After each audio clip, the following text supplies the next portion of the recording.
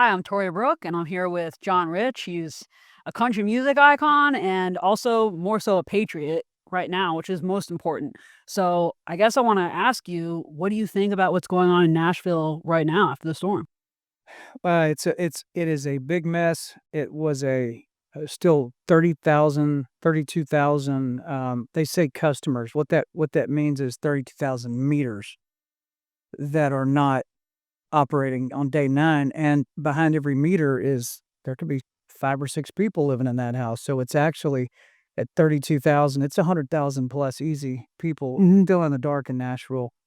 Um, just egregious levels of incompetence and mismanagement leading up to this situation, like egregious. And just to go a little bit further, I believe that soon, this week, you will probably start learning a lot more of the inside details. You know, there are people that work inside the Nashville government, even though Nashville is a deep blue pocket in Tennessee. People are always shocked to hear that. But most people in city government are hardcore leftists. We have a hardcore leftist mayor, but there are a few people who are regular, normal people who want to make sure the general public knows what actually happened. Put it that way. So I'm hearing some rumblings we could actually start getting a little more truth out there. So then, what's the story going on with the linemen's? Because I'm hearing that the city didn't accept the linemen's help. So the lineman situation, as I understand it, is they were offered linemen from all over the place. I mean, other counties that went through this had thousands and thousands of linemen, their own, and then ones that came in to help. But the Nashville government and NES, Nashville Electric Service, were forcing the outside linemen to go through 40 hours of training, of NES training. It's all the same. So it doesn't matter if you're with Duke Energy or Nashville Electric or whoever you're with. If you're a lineman, you're a lineman. A telephone pole, electric pole works like an electric pole works. Nashville is not unique in the system, but because our mayor and NES could not get outside of their own protocols and make an authoritative executive style decision, everybody in Nashville suffered immensely. A lot of people had died. I mean, a lot of people have died over this that didn't need to. And so, like I said, Nashville is there's rumblings of recalling the mayor. I'm sure you've been seeing that, but I think a lot of things are going to unfold this week. I wonder if Van Epps going to get involved. I know he's in my district, but I mean, hey, I'd love to see I more saw the of. Marshes jumped all over him. Yeah. So, Marsha Blackburn, but maybe Van Epps will. He should. Yeah. What's the best way you think people can get involved who are local here? Um, if they recall the mayor, sign the petition. We need signatures in a lot of different departments in the United Yeah. States. But Yelling about it's not gonna fix it. no. It's gonna require honestly, what I think will fix it is the whole story coming out and everybody getting to see it. Because what's interesting is, like, my next door neighbors are as liberal as you can get. I'm talking they got the signs in the yard, Oh, yeah. the whole thing, and when everything froze in Nashville, I called them and I said, "Ladies, do you need some help?" "Yes, we need some help." So I went over there on an ATV, got them out of their house, got their stuff loaded up, got them down the hill to a friend who could then get them to another place. And they were so furious over the mayor who they voted for, and NES, who's run by another big liberal woman.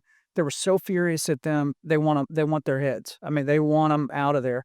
And so really they created some unity in Nashville. This ice storm did amongst people that disagree on basically everything else. I mean, that's awesome because I feel like right now we are so divided with everything that's going on, just ICE and the illegal migration issue. So It's a great uniter. yeah, unfortunately, but Yeah. sometimes people have to kind of go through the hard times to see Yep. the beauty of the good times. But I guess aside from that, what are you kind of working on right now? Is there anything you want to talk about? Well, did you see my little song during the ice storm? Oh yeah, it's great. That was honestly awesome. Like we needed that. Who was the guy with the red beard that he released that one song a long time ago? Richmond, North. Yeah, you are that of 2026. Well, I think it was day 6. The power was still out, and I mean, the trees are just covered in ice. The trees are laying all over the ground. And I thought to myself, I said, that Al Gore fella, I'm pretty sure he's foolish at this point. Pretty sure.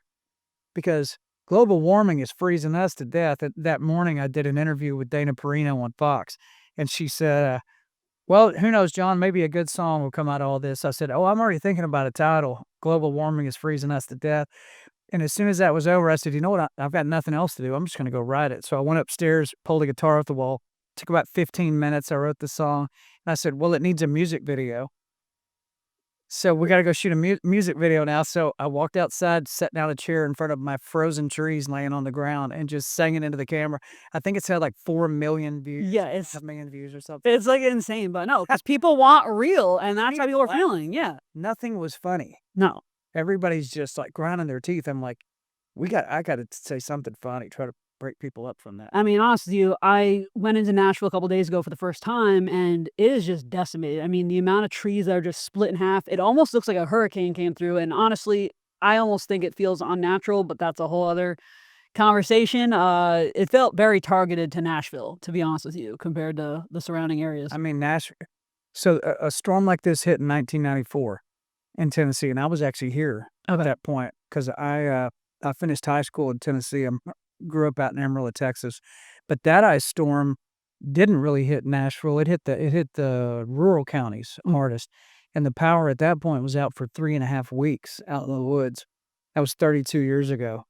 So, but on this one, it hit Nashville. I mean, my dad lives 30 minutes out in the country. He didn't have one limb on the ground. It's pretty crazy, honestly, to see how it played out. And so John wanted me to bring up that why he's dressed like this is because he's gonna go pick up from the storm. And Yeah, I'll throw my ball cap back on and heading out to the countryside to cut up brush. And my in-laws live out there. They're older, and it's just a disaster out there. So we'll be filling up propane tanks and just kind of in recovery mode at this point. But see, this is kind of what we need. I mean, they talked about 9/11. When 9/11 happened, obviously it's a greater scale, but it brought people together, and it's just great to kind of see community building because especially in the church, I know there's been a lot of church outreach after all the powers went down. So my church, the Belonging Co. in Nashville, they actually canceled all their services Sunday, and they only did outreach. So it's pretty cool to see. Yeah. So we had at least 100 people came out. I mean, what you learn in this situation is government is not going to save you. It is not going to save you. You have to save yourself. You have to look out for your own family and your next door neighbor and the old people and whoever can't help themselves. You're also now responsible for them. Government will not save you when it gets all the way down to it. They just won't, especially when you have a government like the one we have in Nashville. So as far as what's going on in the country beyond just Tennessee, what do you think about what's going on? Like, are you happy with what this administration is doing? Is there anything you would maybe change? Well, let's see. We've got some estimates as high as 30 million people in this country that are not legally here. 30 million.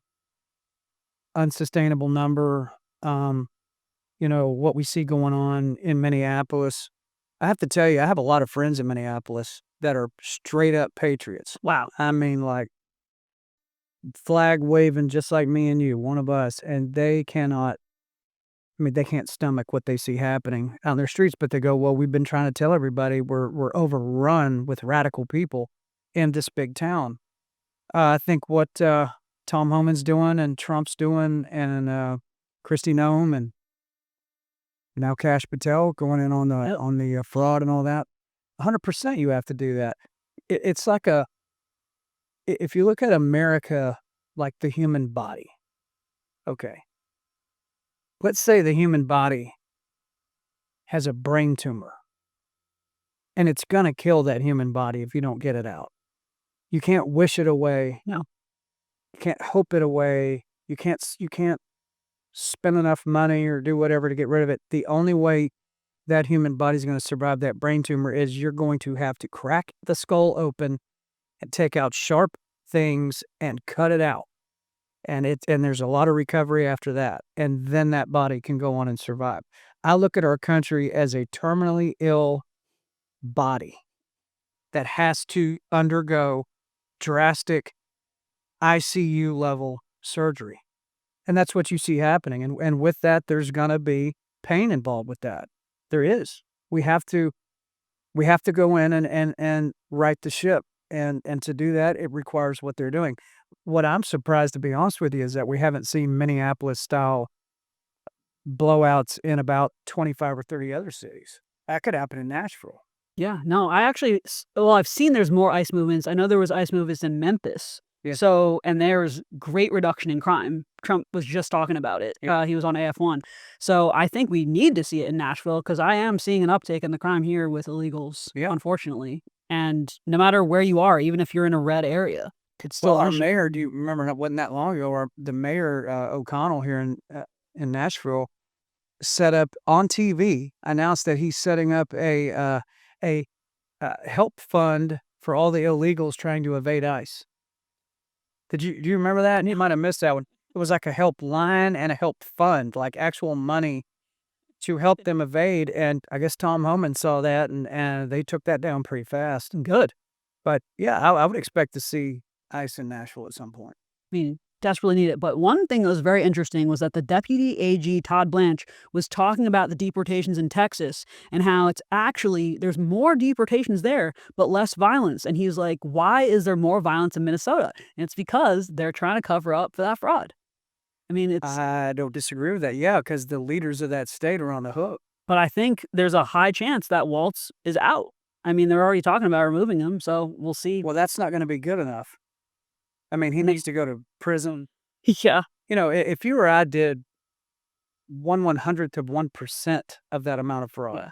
if one of my businesses or something started engaging and defrauding the federal government, I would already be in a jail cell. 100%. They would have already seized my assets to pay themselves back. That would have already happened, as they should. Can't defraud the federal government. And so now they're defrauding the federal government by billions of dollars in that one town. Thank goodness that kid went out with the camera and just Oh, caught. Shirley. Yeah, Yeah. what a hero. Yeah. You know, there is a theory of mine that I think sometimes the government will find people who are excellent at what they do and they will give them a story. Because I know a couple months before that came out, I believe Nick Shirley was at the White House for a larger journalist meeting. It was like a press conference where they were speaking on just issues that were going on. You think they sicked him on it like a bird dog? I personally do. I think that, and I could be wrong. I'm open to being wrong, but I think the way that news moves now, you see it. People respond very well to when an independent journalist is breaking a story. It kind of catches fire more, especially after Elon took over X. I still think that there's a lot of censorship going on. I know I experience it, but that seems to be the way that news is getting around now. So I wouldn't be surprised. Just You know, I wouldn't either. You're right. If you saw it the way we saw it with Nick Shirley, as opposed to, say, I don't know, Jesse Waters went out there and found it. Yeah, it's kind of like just another story on the news, but when a regular guy finds it, exactly. you know, regular American citizens respond more to just other regular American citizens. Great point you're making. I mean, I did that with TVA when I took my iPhone out and started filming farmers on their front porch who were getting absolutely ransacked by the Tennessee Valley Authority. And that led to millions and millions of views per video that I was putting out just on X alone. And that led to beating the TVA. So it's a good point. It's like, what can you talk about that's going on with the TVA now? Is there anything that people should know about? So what's going on with the TVA now is there's a new board in place.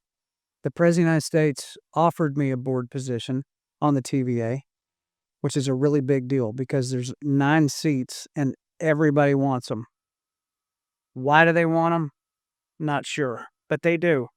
And so he offered me a seat, and I thanked him, and I said, give me a couple days to read up about what that means. And the first thing I read, basically in the contract you'd have to sign to be on the board, is you cannot disparage the TVA.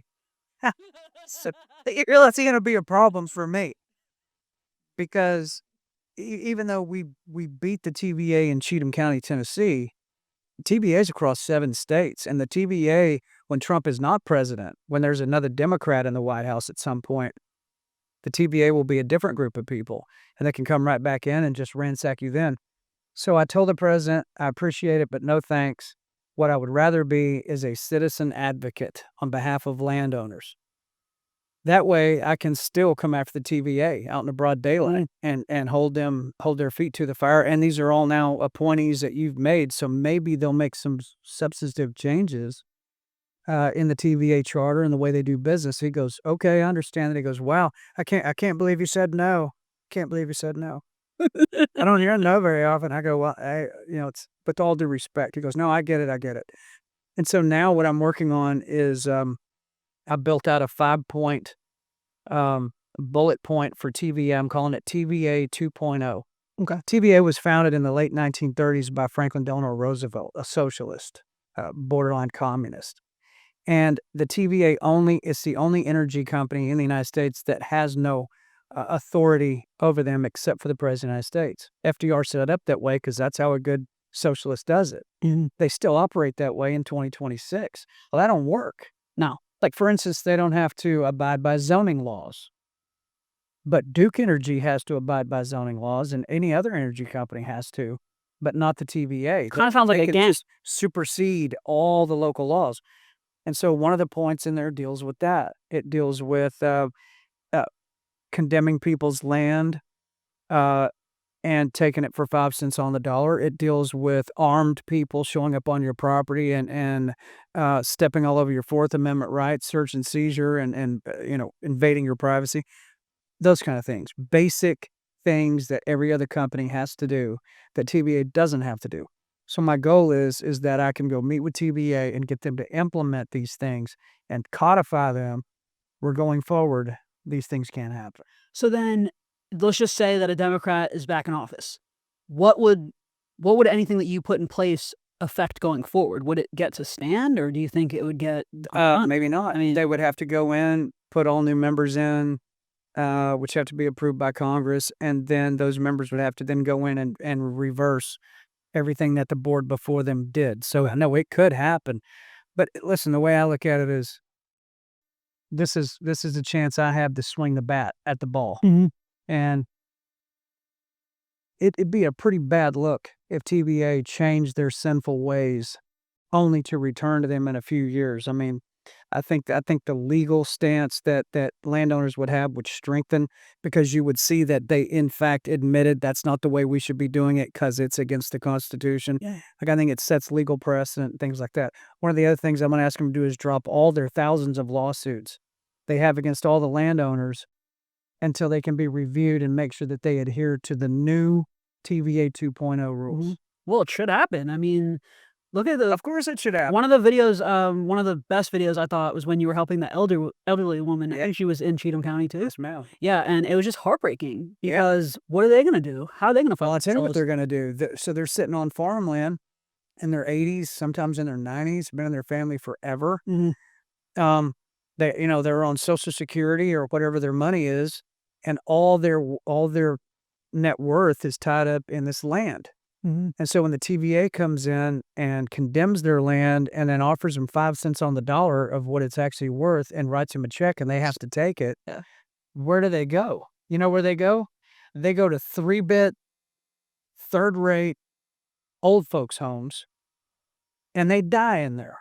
They spend the rest of whatever days they got left living there instead of sitting on the front porch of a farmhouse that was built by their grandparents.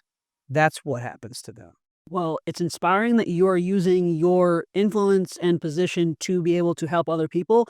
And I think that's also what we need to see more of. You know, we see Spencer Pratt out in California. He's running for mayor now in LA after the whole Palisades fire. Yep. So I really hope other people that are in different walks of life that aren't necessarily political take this as an opportunity to say, hey, if I can make a difference and I can use my voice for the right reasons, Sometimes I think lead the way. people that aren't elected officials can swing more effective hammers than the people who are elected, because the second you're elected, you're in the system. And that's why I said no to the president on that board seat, because I don't want to be locked into their system, even though that's quite a title to get. I also told him, I said, and beyond that, Mr. President, I will never wear their stupid ball cap. I will never, ever put that on my head, TVA across my, you ain't ever going to see it. He laughed. He thought that was hilarious. He said, you really hate these people? I go, I don't like anything about how they operate or treat my fellow citizens.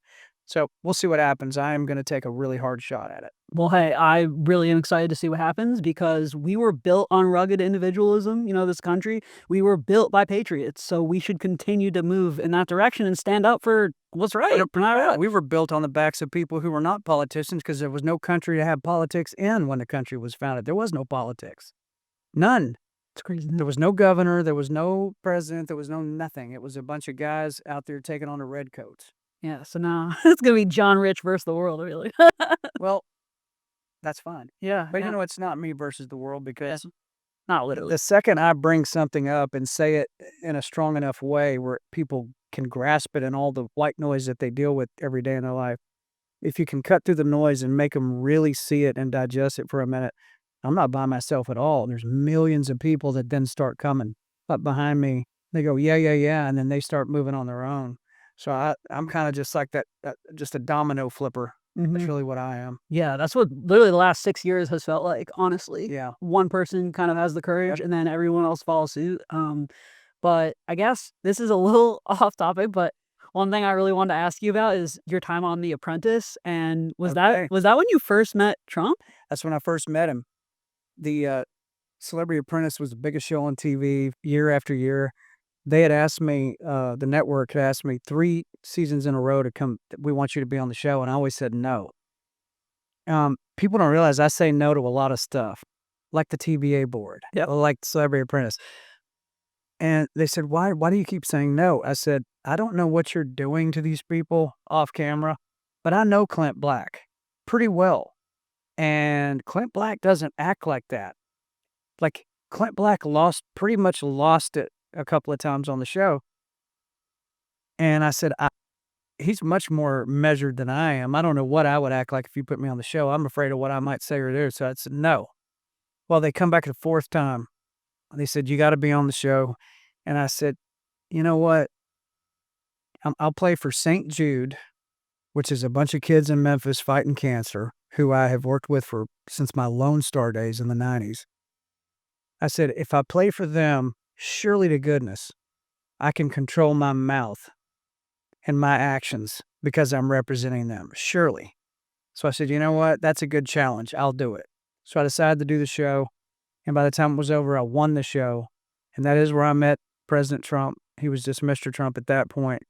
And he didn't really know anything about country music or who I was or anything else. By the time it was over, we were friends. And I remember the final episode. It was live TV. It was over 20 million people watching this thing. And Trump goes, and the winner of Celebrity Apprentice is John Rich. And you can look it up on YouTube. And the confetti starts falling out of the ceiling. People are going nuts. President walks over to me, puts his arm around me, and he goes, great job. And he's giving the thumbs up. I said, I appreciate it, sir. Thank you for the opportunity. And he goes, it's loud in this room. He says, did you hear I'm thinking about running for president? And he puts his thumb up again. And I said, it's 2011 at this point, May of 2011. I said, I did hear that. He goes, do you think I should do it? And he's going like this, like on live TV. I said, might as well, I'd vote for you. And he goes, right, why they all not? Right, why they all not? I go, yeah, why they all not? And he slaps me on the chest real hard and goes, great job. And he walked off. And I didn't see him again until he became the president. Holy crap. He was saying that to me in 2011. It's almost prophetic. And yesterday, he posted a letter from George Steinbrenner, so the former owner of the Yankees. And I believe it was February 23rd, 1989. George Steinbrenner wrote him a letter and he said, great job on whatever show he was on. And he said, I really think you should run for president and clean things up. Really? So, it had been years and years. Long recruitment process. Oh, yeah. Yeah. So. Yeah. I think that was just, like I said, it's probably something that he hated to do. Mm-hmm. And really that should be the attitude of a politician, that it is sacrifice to do it because you hate every second of it. Well, I mean, he talks about it all the time. He could have stayed in his life, life of luxury, but sometimes the called are the ones that, they have what it takes. God arms them, and they walk into the fire, and that's how you deal with it. Very rare, very rare. Paul Revere was like that. Yeah. Right. We had a few guys that founded the country that had that attitude. We got people in the country now that have that attitude too. And with a president like the one we have right now, I think that's why you're seeing some things start to shake, rattle, and roll. because they realize they have some cover. Inversely of that, in Minneapolis, they're out in the street burning everything down because they've got people over them that will allow them to do it. Yep. Won't penalize them for doing what they're doing. It's funny how that works, isn't it? You follow to read it. Yeah. Well, look at what's going on in New York. I mean, now you're seeing trash pile up. I didn't even expect to see that. Just such random things that are happening. But I mean, I do think this was a wake-up call that New York needed. Sometimes, hey, you got to get more involved politically. Like, it's, again, not something you want to do, but I would expect we're going to see commercial after commercial of Mondami's New York for the midterms. hey, How fast it's help us deregulating. advertise Right? now. Yeah. They'll be cutting those commercials. This could be your town next. Yeah. Go vote. Yeah. Mondani's probably only good moment was in the Oval with Trump. But Trump had him.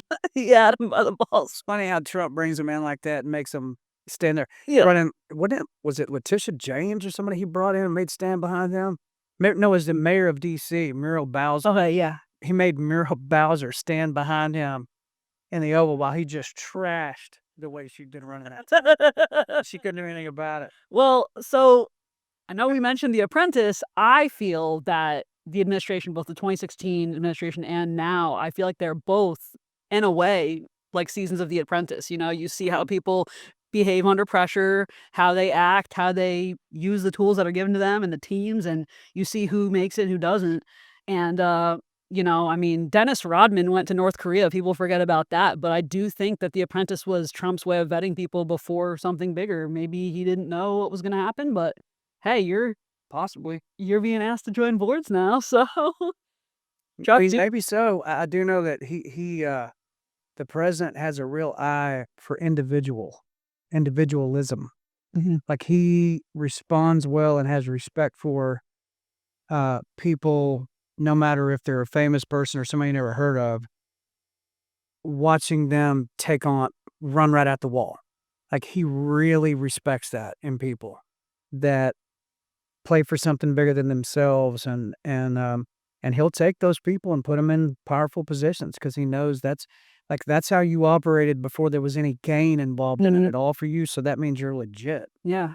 I mean, one of his most trusted people is Dan Scavino, who just got married yesterday. Yeah. But Dan was his caddy, you know, and look what he is now. And I just think that as a whole, whether you agree with everyone in the administration or not, this administration does represent the American dream or what's possible because, hey, look at Tulsi Gabbard and Robert F. Kennedy. I don't think anybody would have expected, you know, it's like the Justice League people getting together.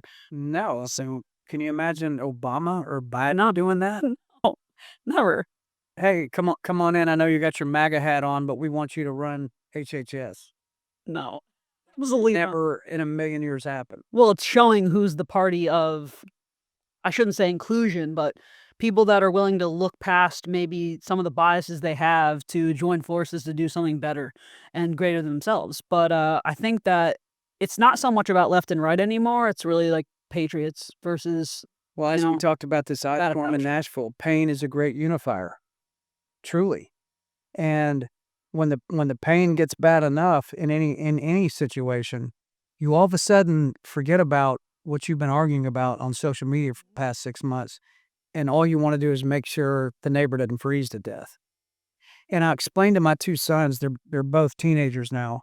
I said there is a difference in someone being my opponent or someone being my enemy. That's different. I said the next door neighbors, who I totally disagree with, and I probably get trash talked all the time in their friend circles. I know I do. They are my opponent. They're not my enemy. They've not done anything to me. They haven't attacked my family. They haven't gone out of their way to try to hurt me or people that I care about. They're not my enemy. They're my opponent. I said it's like in a football game or a basketball game. Both my boys play. I said when the other team has a player that gets injured, what does your team do? My son said, we all take a knee. I go, right.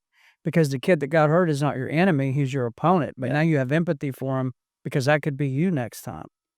Right? Yeah. That's an important realization for everybody to come to grips with is opponents versus enemies. It's different categories. Well, kind of on that point, in terms of like Christianity and there being a revival, I know a lot of people were talking about after Charlie that whole thing happened, that there was a huge revival, not just in this country, but the world. I mean, you saw, I think it was Japan, they were carrying, like, signs of Charlie, you know? So Real. what do you think is happening in this country now? And, I mean, even in Nashville with the revival?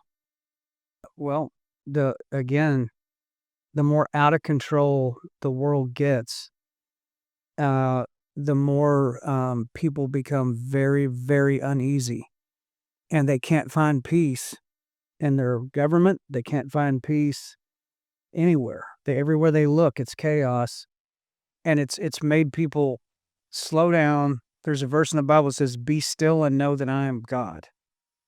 One sentence. I have that tattooed on me. Do you?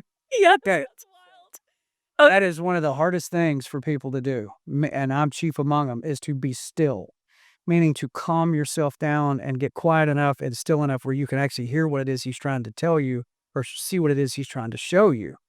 Because if you're constantly doing this and, frenetic all the time, you're going to miss every single thing he's trying to tell you or show you. You make me cry. And so pain slows you down. Chaos, after a while, you got to pull back from it. And I think en masse around this planet, I think COVID's what started it, that people realized the only peace I'm ever going to find is in God himself. That's it. Not the government, not myself, not my job, not money, not anything I'm chasing. That is not ever going to bring me true peace. He is the only thing that will ever bring me, the only one that will bring me actual true peace. And so you see people turning to him en masse in these revivals around the world. And what do they experience the second they accept him? Peace. It's the first thing they'll tell you, is that all of a sudden, I still have all the same problems. All the chaos is still going on. Nothing has changed outside of me, but now there's peace. I feel level. I feel like, well, you have truth inside of you now. So when things are lies, which most things are, you're able to recognize them for what they are, and you bounce them against the Prince of Peace, and you bounce them against the truth and the life and the way, which is what Jesus said he was. You bounce what you're seeing against him and what he said, and you're not really confused anymore. Yeah. You don't like it, but you're not confused. And confusion is the real enemy, I think, in our current culture. Yeah, deception's straight from the devil, Yeah, too. the confusion level is all-time high. And one thing that I really loved recently, I saw Joe Rogan had another, I think, Catholic man on his show, and Joe Rogan was talking about his experience in church. And the reason that's such a big deal is Joe Rogan is, one of the biggest podcasters in the world, and his audience is so diverse because he does have leftists on there, which, Yep. are typically on the other side. So whether people realize it or not, like, the things that you speak out do impact many, and it's like sending a ripple through the culture. So I think yesterday, Jelly Roll at the CMAs, when he accepted his award, talked about God. The Grammys. Oh, sorry, Grammys. Yeah.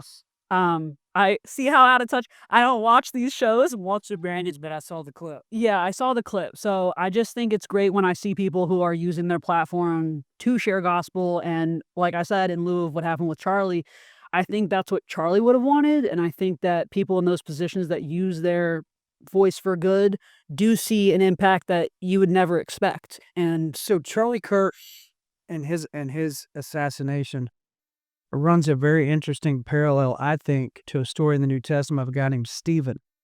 And so Stephen was a young guy. This is, several years after Jesus had been crucified, but not that long. And Stephen was out preaching.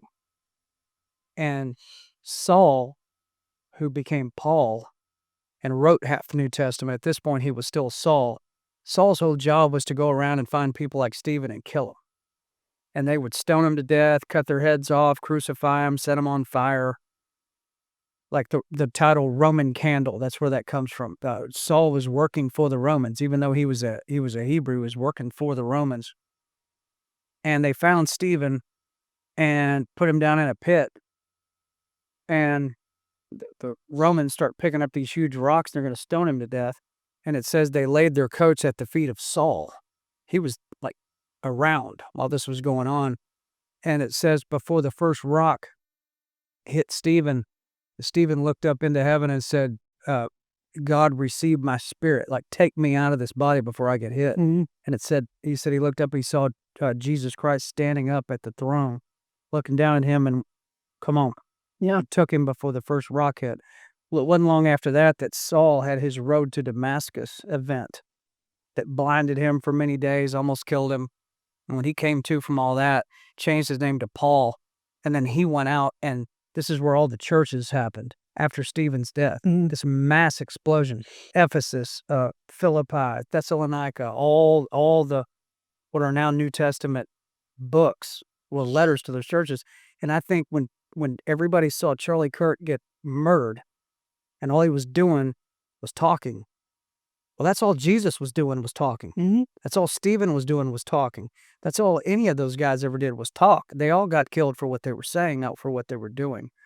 And I think that is what you've seen roll out here, like the sacrifice of Charlie Kirk. And that's what that was. That's what the evil people look at that as, is they sacrificed him, turned around and became a worldwide revival. Yep. Sorry for the long story, but I think anybody that reads the Bible, go look up the story of Stephen and tell me that doesn't look similar to what we've seen happen. No, I actually truthfully did not know that story. So Yeah. thank you for educating me. My grandma's a pastor, and she'd probably be disappointed that I didn't know that story, but no, that's largely impactful. I just want to take a quick second to highlight a sponsor. I keep this in my cabinet in my kitchen. Just in case. It's Break glass in case of emergency. well, Pull actually, cork in case of emergency. so medicinally, some liquor in the past was used to treat different things. So yeah, I mean, if you ever have a sore throat, like little vodka or something can definitely help your throat.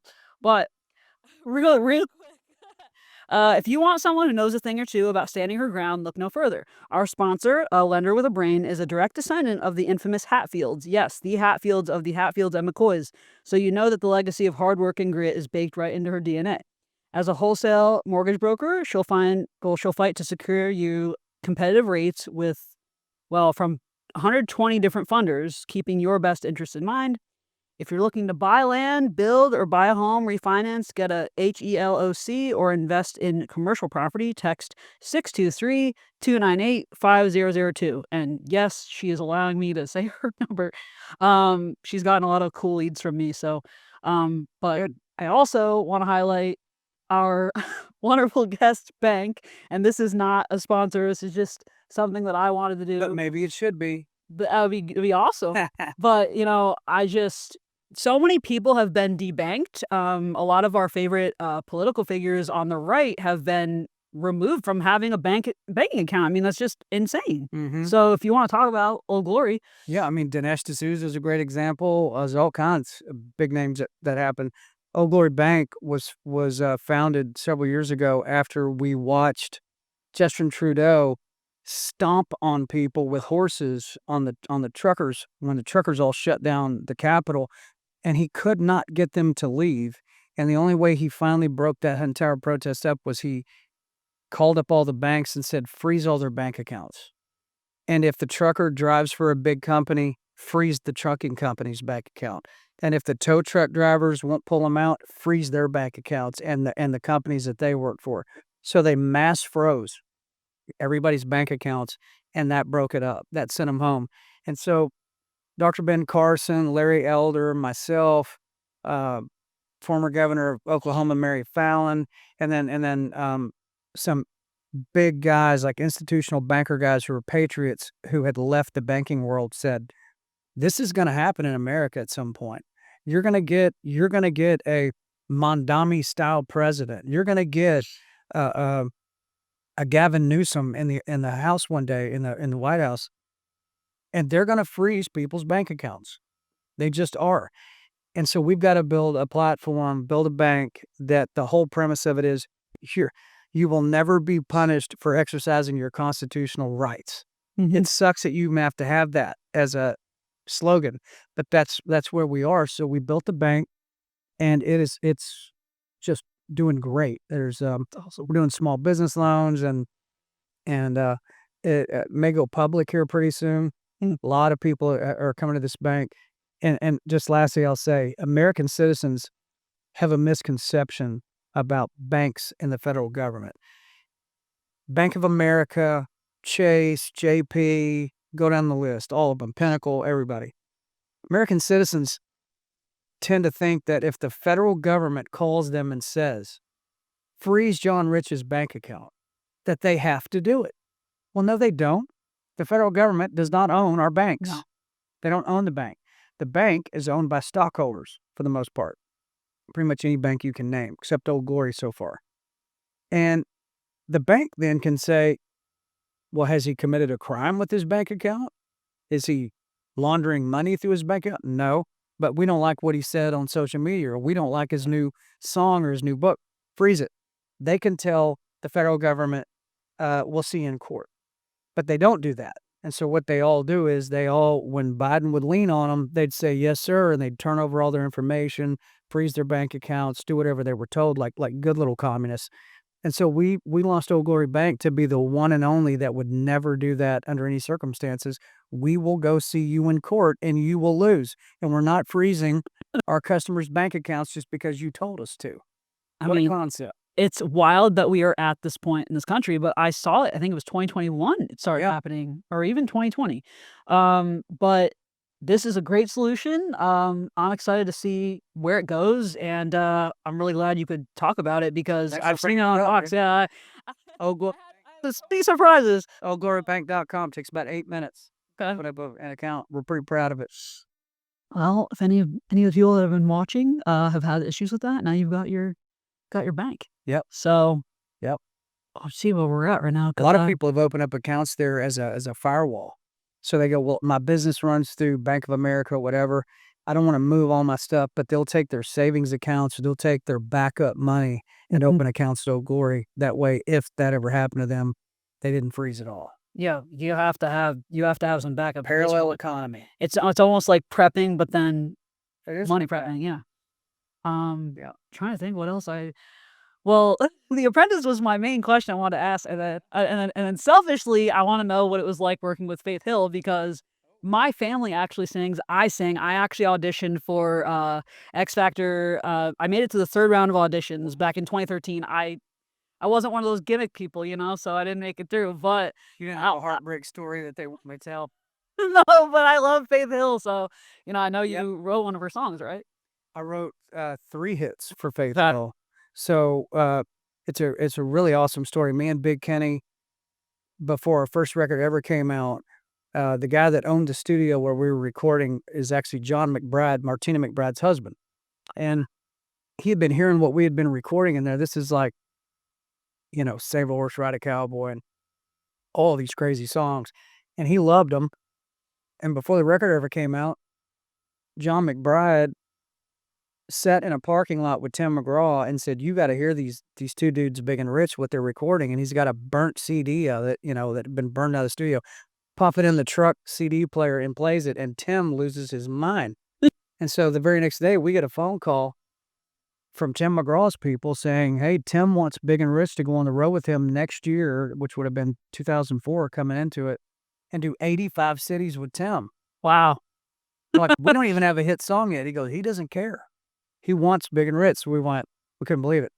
So that year we did 85 cities with Tim McGraw, and Faith was out with him on the whole tour. She would come out and sing It's Your Love and, 2 or 3 of her big duets with Tim. And so this is when Gretchen Wilson is also exploding, which I wrote Redneck Woman and Here for the Party and All Jacked Up and all these songs with her. And Aldean was exploding, which was, we also wrote Hicktown, Emerald Sky, Johnny Cash, all these, all at one time. We have just hit songs everywhere. So Faith comes up to me in a parking lot before one of the shows in the afternoon where all the tour buses are. And she says, I wish you'd write me a song. I said, I'd love to write you a song. What do you want to sing about? And she said, I don't know. She goes, you wrote Redneck Woman, right? I went, yeah. And it was like #1. I said, yeah, I wrote that with Gretchen. She goes, write me a song like that, but it's for me. Like, it would only make sense if I sang it. Like, it's so specific to me that no other girl could even sing it. It wouldn't even make sense if they sang it. I said, wow, okay. I said, well, give me a couple of days. Let me think about it. So I started paying a little bit closer attention to Faith during the days. And you'd see her out in the back parking lot with her flip-flops, some cutoff shorts, ball cap, hanging out with her kids. And then she'd walk on stage, evening gown, diamond earrings, singing It's Your Love with Tim. And literally 10 minutes later, she's back in the parking lot sitting in a lawn chair with her kids.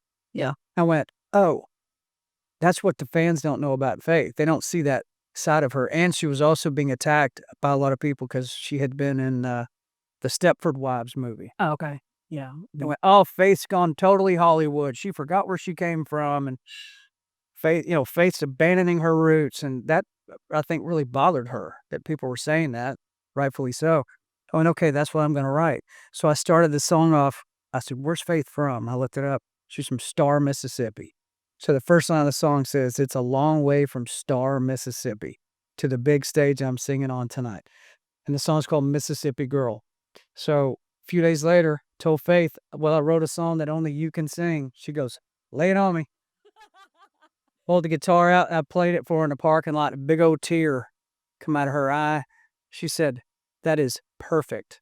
She goes, "Do you have that recorded?" I go, "I've got a little work tape of it." She goes, "Give it to me." I gave it to her, and she went and recorded it, and it went #1 for a couple of weeks. And That's amazing. yeah, it's a great story. I just love hearing these kind of things because I'm more in political news world, but before all this, I was actually writing fashion for Ralph Lauren. So I was writing wow. runway for Purple Label, like Double RL, Polo, and women's collection. So I have more of a pop culture music background, and I used to DJ on sets with models. And one time a photographer, head of photography, came onto the set, and he goes, "Who is playing music right now?" I said, "Me." He's like, "This is the best set I've ever heard." It was 90s jock jam. So I think it started with some Gary Glitter, and I had a lot of those Green Bay Packard 90s hits on there. My family was Redneck Riviera and play your set. Huh? I know a guy that can help me. I get people hyped, I like to create a mood, and that's what I do with my news. So if you follow me on Instagram, I do a lot of music in my stories because people want to laugh too. They want to feel something other than just everything that's going on in the world. And I do believe that music obviously brings people together. Oh, so warm and it's freezing us to death. Right? Can you sing it? Can you sing it here? Oh, I don't know. I mean, I literally wrote it 4 days ago, and I haven't sang it since I sat outside. Let's see. It says, 20 years ago, a big fat man, or a rich fat man from Tennessee, told us all the ice caps would all melt into the sea. Gasoline and diesel would be the end of you and me. Now he's home. Now he's back home burning $100 bills, laughing while we freeze. "Hey, Al Gore, are you still sure the world is burning up? 'Cause everywhere I go, it's awfully cold, and the pipes are freezing shut." It's true. What else does it say after that? In my house, when I lay down, I can almost see my breath. Global warming is freezing us to death. Yeah, I just wanted to smack Al Gore with a song one time. He sits over there in Nashville. His house is here. And that guy burns so much electricity. He's got one of the biggest mansions in Nashville. I made a joke about it the other day. It's probably actually true that in the summertime, the poor kids come over to his backyard and stand by the power meter to get some wind coming off that meter spinning so fast. It cools them off in the summer. I mean, he's running gigawatts of power through his house and telling us all that we need to choke it on down. No. I thought, nobody's poked Al Gore in a while. We should do that. It was the most random thing. I think I woke up on Saturday morning. I saw it. And I'm like, this is great. It just was what people do. That Al Gore guy might be full of shit. Pretty sure. See, this is why you can't be on the board of TVA. You need to be able to write songs and that's exactly affect right. culture. One thing I have learned is a well-executed, thoughtful no is a very important thing to be able to do, because most people, it's just yes, yes, yes, yes. It's opportunity. Take it, take it, take it. And I get that attitude. I've spent a lot of my life with that attitude in the music industry. You got to take the shot when it shows up. But I'm not in that position anymore. And so now, even though it's a really big piece of bait on that hook, and I'm going, wow, that's a really big deal. A lot of people would probably look up to me if I had that deal, or they'd pat me on the back if I said yes to that, and the stature that comes along with that. Then I thought it through and said, yeah, but what is my goal with the TVA? My goal with the TVA is to change the TVA. Mm-hmm. I can't change it if I'm a part of it. I'm one of 9 on a board, and they will not see it the same way I see it, more than likely. So my goal is protect landowners, have American citizens treated like American citizens should be treated. That's the ultimate goal. So to accomplish that, I have to say no to the President of the United States, offering me something as grandiose as a board seat on the TBA, but it was the right call. Yeah, well, I think there are tough decisions sometimes, and I've actually been approached about my show. There's publicists that I know that have kind of approached me saying, "Hey, I'd love to get this person on," and it's not that I have anything against the individual, but I wanna protect the brand too and just, like, what I kinda stand for and the type of people that I wanna have on and It's your show, talk to whoever you the want to. stories to be told, so even if someone has a huge audience, that doesn't matter to me because it's the content and it's the Yep. quality of what you bring, you know what I That was mean? a complete sentence. So well, there was someone that once told me that the magic of life is saying no, and most people don't. But I think you kind of regain some of your I don't know. I don't know if it's confidence. I don't know what the word Well, is. It's it's just you're asserting your individualism. You're just saying, "I don't have to say yes to that. I can say no. I have the right to say no." There's a guy named Larry Gatlin, who's a Hall of Fame country singer, the Gatlin brothers. "All the Gold in California" was their biggest song, and Gatlin's kind of a mentor to me. And probably 7, 8, maybe 9 years ago now, I was working way too much on the road, and Gatlin's like, "Why are you still working that hard on the road?" I said, "'Cause that's what I've always done." He goes, "Yeah, I know, but do you wanna work that hard?" I go, "No." He said, "Well, your boys are growing up. You like being away from home?" I go, "No, I don't like it at all." And he goes, "We need to start saying no to concerts." I said, Larry, I can't say no to concerts." He goes, "Why not?" I said, "Because we have bus drivers and tour managers and band members and light guys and all kinds of people that depend on me saying yes." He goes, "Well, you hire really talented people, don't you?" I go, "I think my crew and band are the best in the business." He goes, "Well, if they're the best in the business, don't you think they could find a job somewhere else if they're the best in the business?" And I said, "Yes." He goes, "Okay." Well, he said, "You just remember what I'm telling you, son. You ain't free until you can say no." Wow. That was the sentence. Hit me like a hammer. I went, "I'm not free until I can say no." Now, by saying no, am I giving something up? Yes. Giving up money, giving up a position, giving up whatever it might be. But you only got so many heartbeats. How you going to spend them? You going to spend them always saying yes, grinding yourself into sawdust? Yeah, a lot of people do that. That's not the way to live, though. yeah, You have to be willing to say no to things when it is negatively impacting your life. yeah. Money, you can go keep your lights on without killing yourself. Mhm. There's ways to do it, right? I listen. You may need a few fewer light bulbs. This last year has been that for me. I sold a coffee table just to do that. You know. But look at what you're doing though. Now you got your own show, which is great, and you're building something. You're an American.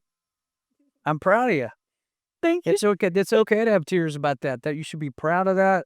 And people watching this show, you need to understand that nobody's going to give you anything. That's not how it works.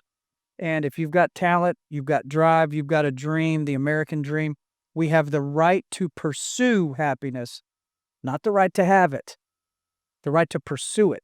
There's no guarantee anywhere that says you are going to get what it is you want. It says you have the right to go after those things.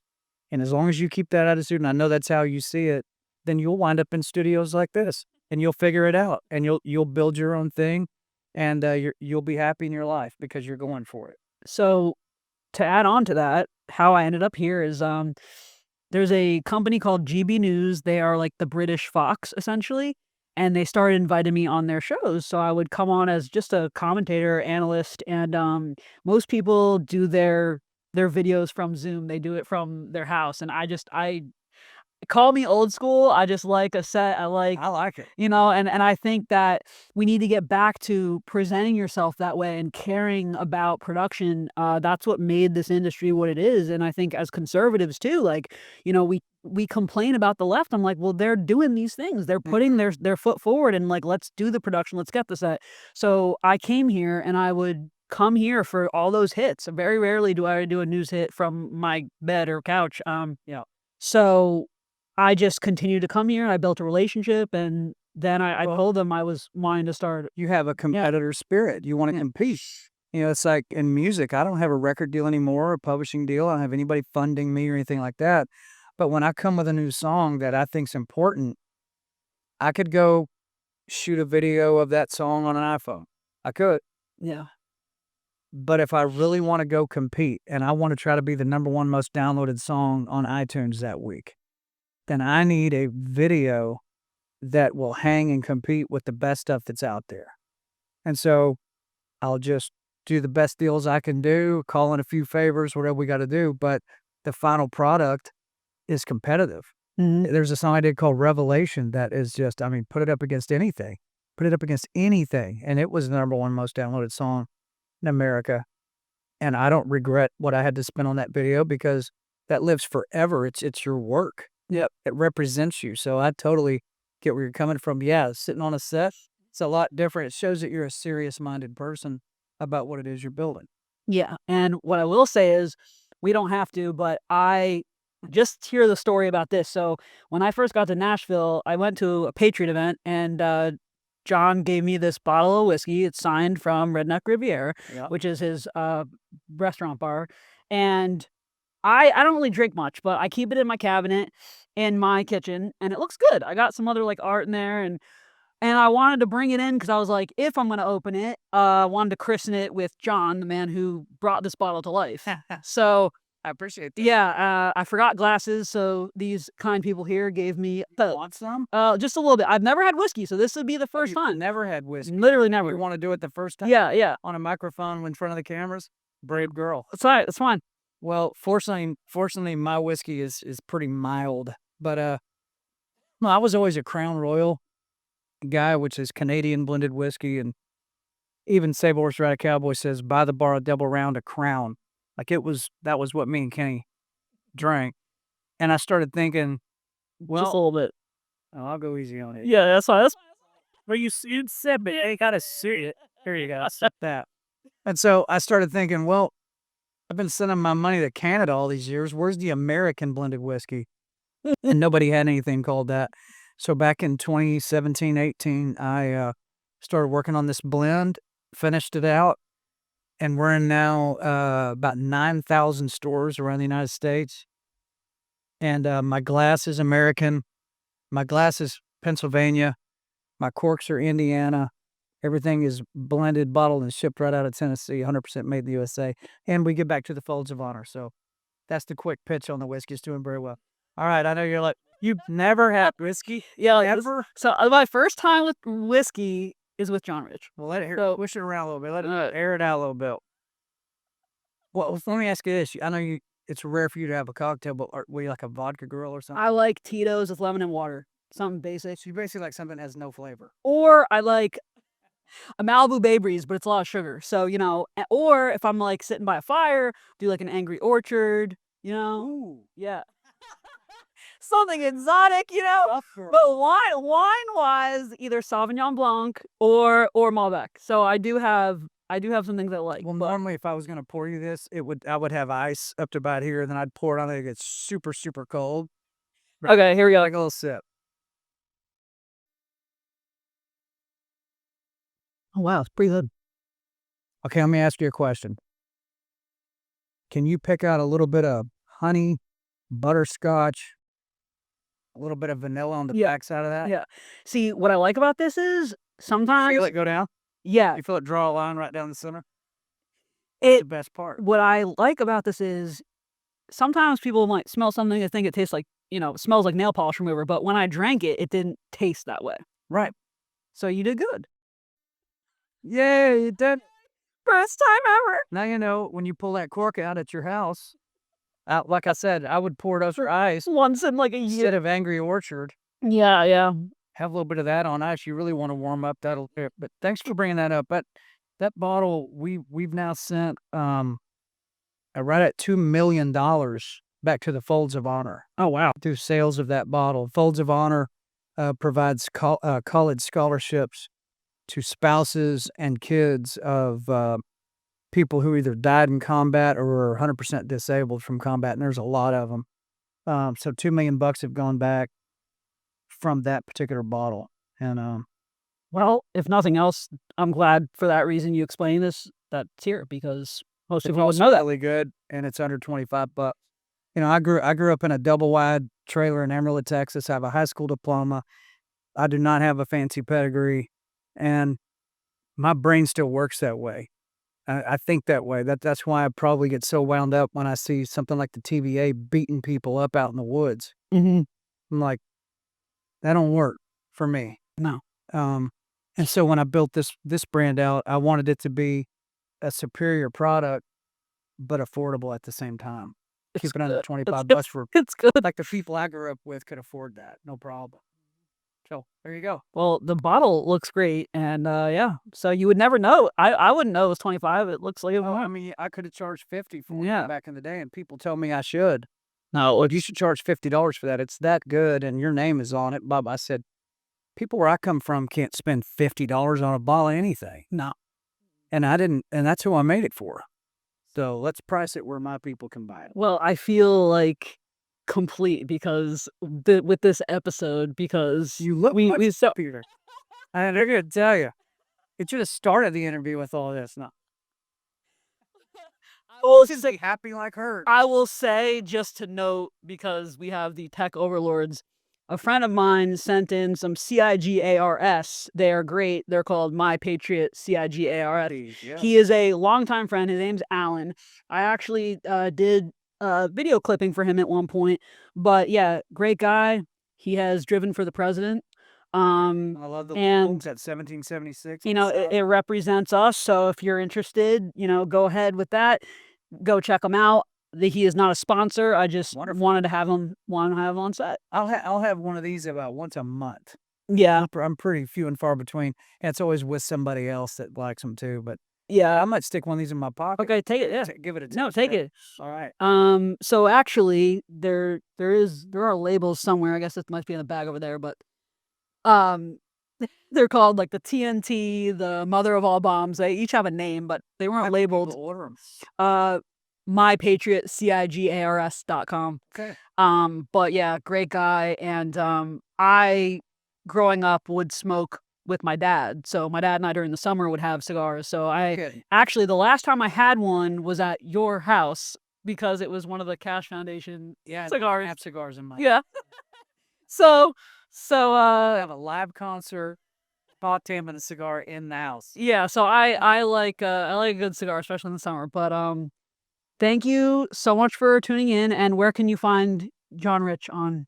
The best place to keep up with me is probably on X at John Rich. I'm pretty active there, and I can't wait to post this show. When you get this thing cut, I'll be putting it in all my places, and I think anybody watching it, follow this young lady here. She says important things, and you're right. You have been throttled on X, It's bad. and that's while that's a pain in the neck, it also qualifies you as legitimate. Thank you. So I hope everybody follows you, and thanks for having me on. No, you're welcome. I've been suspended 3 times from Instagram, or sorry, 3 from Twitter, 12 times from Instagram. So I think I deserve a medal. But someday. But if you guys enjoyed the show, please hit the subscribe button, and you can find me on The Real Toria Brooke on Instagram, Truth Social, Telegram, and then Real Toria Brooke on X. Toriavision is the show name, and thank you so much for